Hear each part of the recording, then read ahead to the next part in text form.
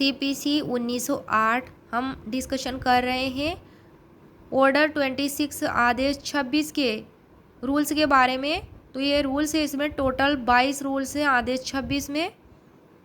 Commission जो है, इसका टाइटल है आदेश 26 का कमीशन साक्ष्यों की परीक्षा के लिए कमीशन। रूल 1 में है वे मामले जिनमें कोर्ट साक्षी की परीक्षा करने के लिए कमीशन निकाल सकेगा। रूल 2 कमीशन के लिए आदेश। रूल 3 जहां साक्षी कोर्ट की अधिकारिता के भीतर निवास करता है। कहाँ निवास करता है साक्षी? कोर्ट की अधिकारिता के भीतर। रूल 4 वे व्यक्ति जिनकी परीक्षा करने के लिए कमीशन निकाला जा सकेगा। रूल 4A में है कोर्ट की स्थानीय सीमाओं के भीतर निवास करने वाले किसी व्यक्ति की परीक्षा के लिए कमीशन। रूल 5 में है जो साक्षी भारत के भीतर नहीं है उसकी परीक्षा करने के लिए कमीशन या अनुरोध पत्र। रूल 6 में कमीशन के अनुसरण में न्यायालय साक्षी की परीक्षा करेगा।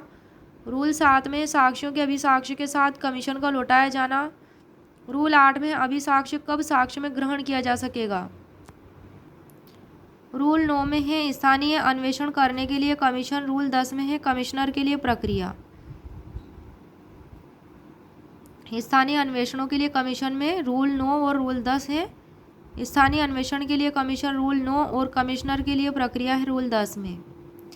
वैज्ञानिक अन्वेषण अनुसचिवीय कार्य करने और जंगम संपत्ति के विक्रय के लिए कमीशन है धारा 10A में है। वैज्ञानिक अन्वेषण के लिए कमीशन 10A में। रूल 10A में।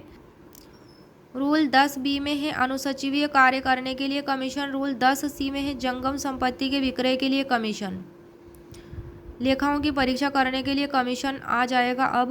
रूल 11 में लेखाओं की परीक्षा या समायोजन के लिए कमीशन। रूल 12 में है न्यायालय कमिश्नर को आवश्यक अनुदेश देगा विभाजन करने के लिए कमीशन।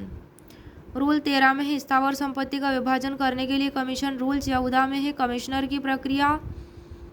जनरल प्रोविजंस साधारण उपबंध बताए गए। रूल 15 में है कमीशन के व्यय कोर्ट में जमा किए जाएंगे। रूल 16 में है कमिश्नरों की शक्तियाँ। रूल 16A में है ये प्रश्न जिन पर कमिश्नर के समक्ष आक्षेप लगाया जाता है। रूल 17 में है कमिश्नर के समक्ष साक्ष्यों की हाजिरी और उनकी परीक्षा। रूल 18 में पक्षकारों का कमिश्नर के समक्ष उपसंजात होना। रूल 18A में है निष्पादन कार्रवाइयों को आदेश का लागू होना।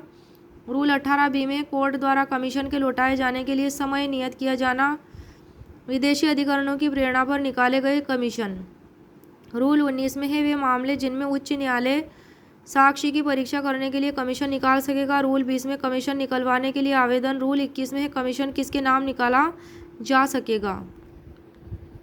रूल 22 में है कमीशन का निकाला जाना, निष्पादन और लौटाया जाना और विदेशी न्यायालय को साक्ष्य का पारेषण। Issue execution and return of commissions, and transmissions of evidence to foreign court.